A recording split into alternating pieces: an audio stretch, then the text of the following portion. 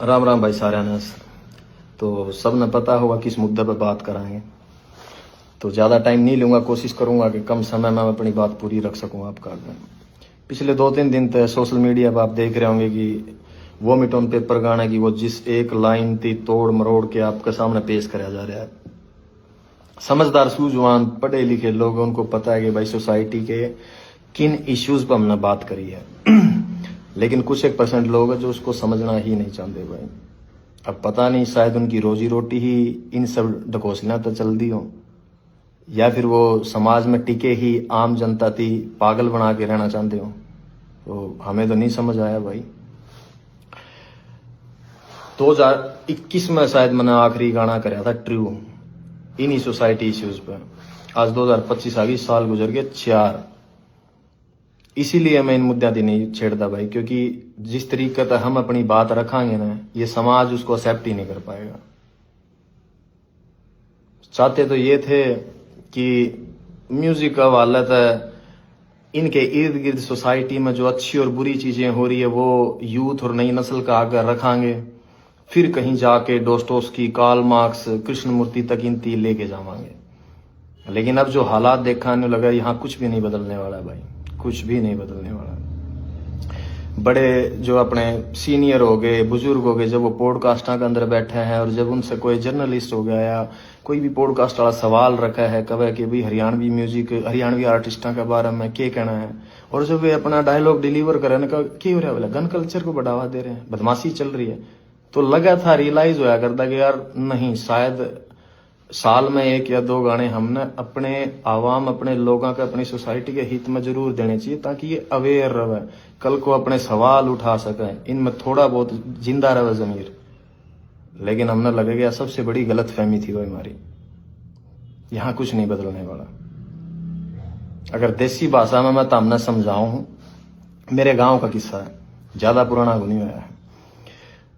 तारा शायद कई जगह पर खेड़ा कहते हैं, हमारा खाड़ा कहते हैं भाई। तो उस पर जो बाबा जी बैठा गए थे वो चोड़ा छोड़ गए थे, वो गुजर गए थे। उनके बाद में किसी और को उस गद्दी पे बिठाया गया।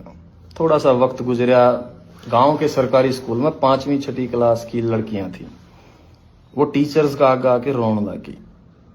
अब एजुकेशन का रोल देखो कितना बड़ा है, पढ़े लिखे बच्चे भी समझदार किस तरीके तो है। तो जब उन टीचर्स थी बताया कि हम जब जावा ना धोकमान या पूजा करने जावा, तो बोले वो हमने बिठा और हमारे गलत हरकत करे। अवेयरनेस, क्योंकि सेम टाइम पर पुलिस प्रशासन की ड्यूटी लगा रखी थी कि आपको गांव गांव जाना है और बच्चों को स्कूलों के अंदर good touch and bad touch के बारे में बताना है।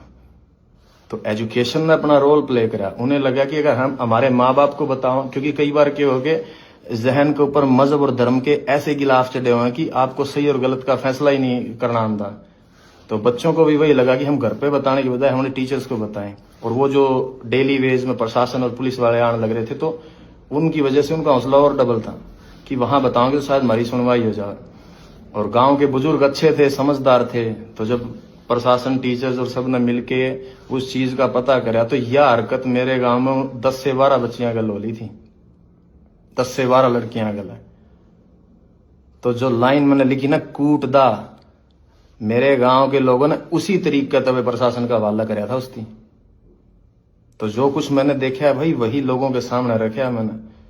वो शायर लुधियानवी साहब का शेर है कि जो कुछ भी तजर्बा दो हवादस की शक्ल में मुझको मिला है, वही जमाने को वापस लौटा रहा हूं मैं। इसमें मैंने नया के ऐड ऑन कर दिया। मेरे गांव से 3 गांव छोड़ के है भाई, बेचारी का घरवाला एक्सीडेंट में मर गया, इकलौती बेटी थी, पूरी जिंदगी गुजर गई, लोगों के बड़े जमींदारा का कासन वांस दी के दिहाड़ी कर दी की, चंद पैसे जोड़े थे, पैर के अपना भगवान रंग और घर आ गया, बोला माई रोटी दिए। जब रोटी पकड़ाने लगी, आंखें मिर्च मार के और बांध के सब कुछ लूट के चले गए। के बचा भाई उसका हिस्सा में। इन मुद्दों पे बात कर रहा हूं मैं, जो तरीके से, जिस तरीके से तारा आगे वो चीज पेश करी गई है, उन पर बात कौन करता भाई मैं। और दुख हो जब मेरे अपने लोग इन चीजों पर लड़न लग रहे हैं आपस में। हद है यार तुम लोगों की, तुम तारा समझ में को नहीं आने लग रही कि एक आर्टिस्ट क्या कहना चाह रहा है अपने शब्दों का वालद है। खैर फिर भी ये मेरे अपने लोग हैं, इनका दिल रखने खातर ला लो चाहे भाई, इस चीज को मैटर को बंद करने के लिए। हम वो जिस लाइन तो आपत्ति थी ना मेरे अपने लोगों की, हम उसकी चेंज करने लग रहे हैं भाई, ठीक है।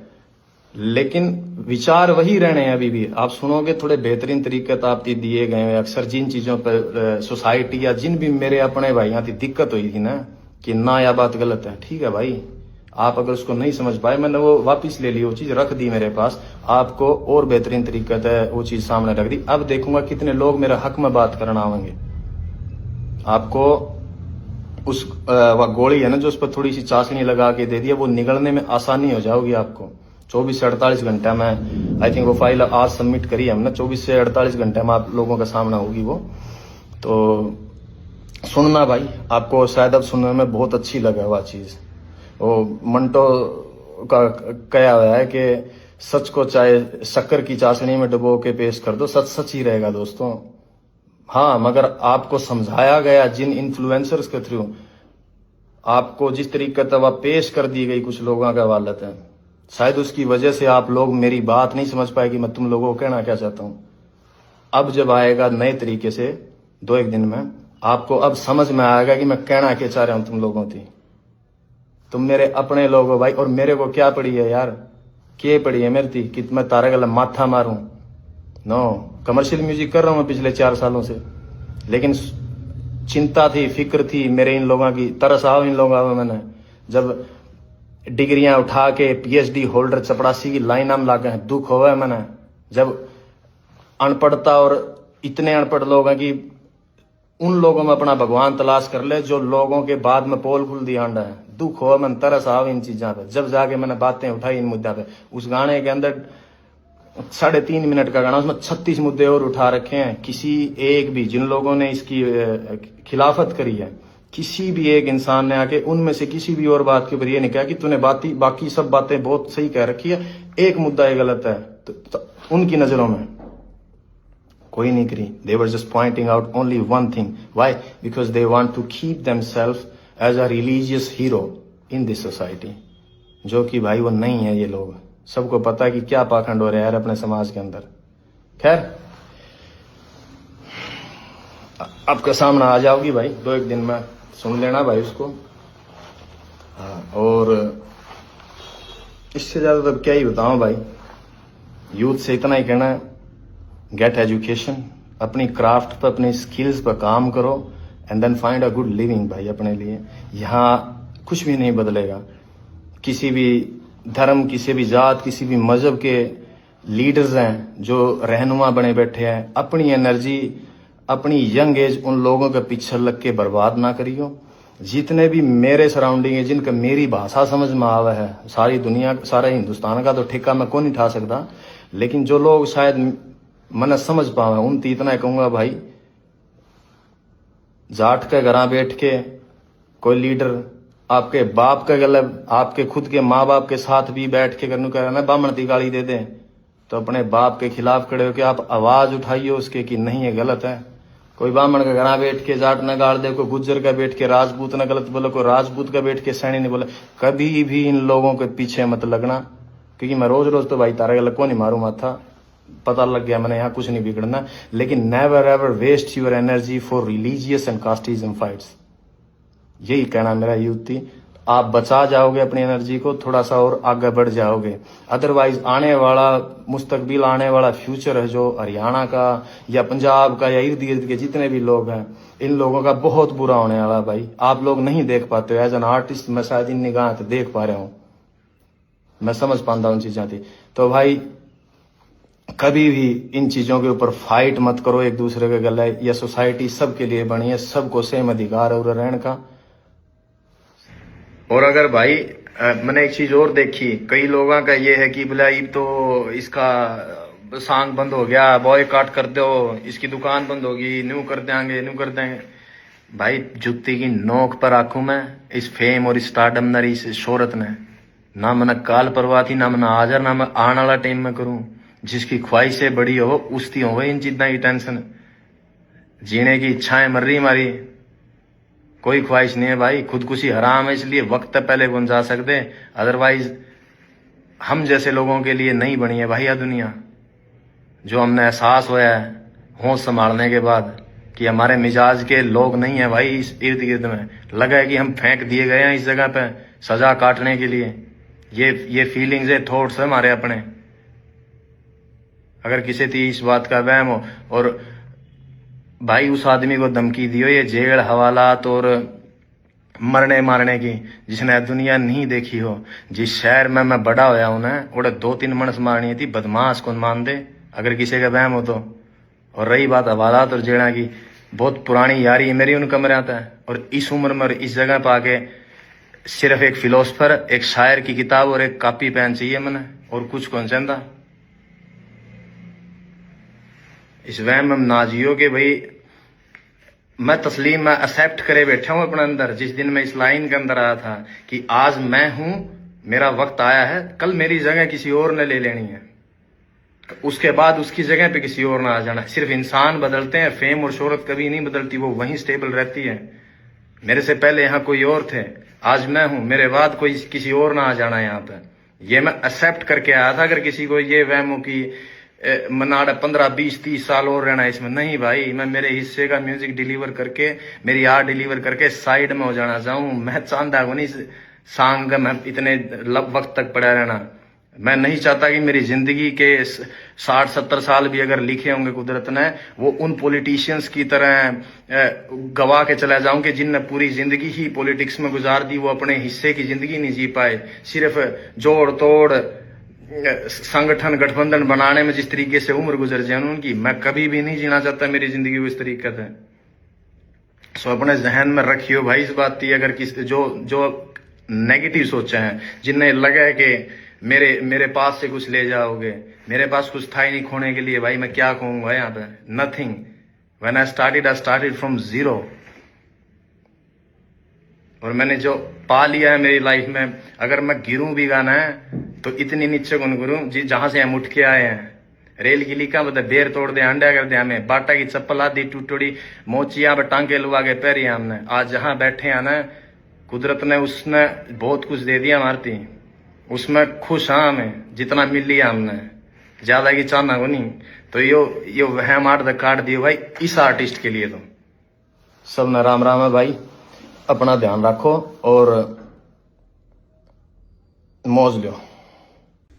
उत्तर प्रदेश के माननीय, श्रद्धेय, वंदनीय, पूजनीय हमारे नाथ संप्रदाय के बहुत प्रतिष्ठित पद पर बैठे यूपी के, उत्तर प्रदेश के माननीय मुख्यमंत्री योगी आदित्यनाथ जी के श्री चरणों में मैंने प्रार्थना इसलिए की थी, फोन करा था, बल्कि एक तो वो यूपी के मुख्यमंत्री हैं, फिर वो योगी हैं, फिर भगवाधारी हैं, फिर सनातनी हैं, और फिर हरियाणा में भी बीजेपी की सरकार है और यू डांडा हरियाणा का है।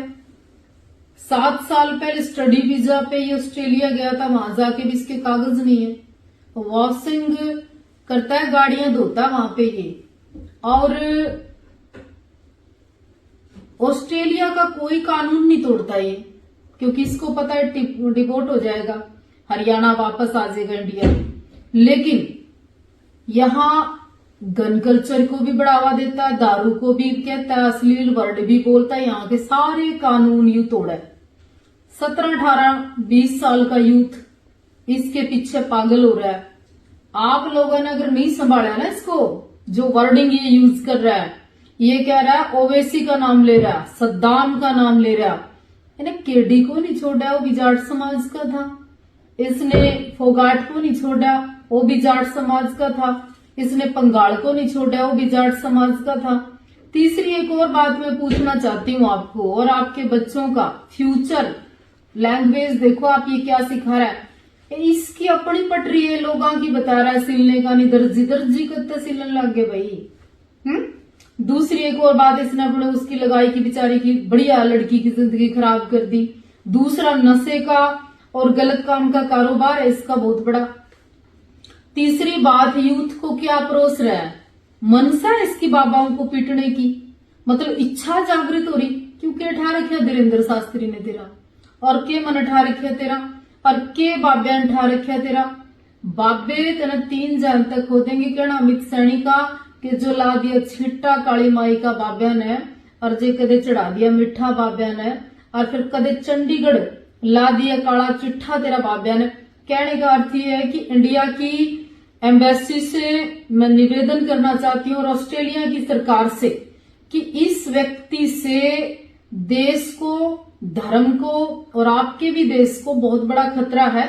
ऑलरेडी इसकी एप्लीकेशन लगी हुई है।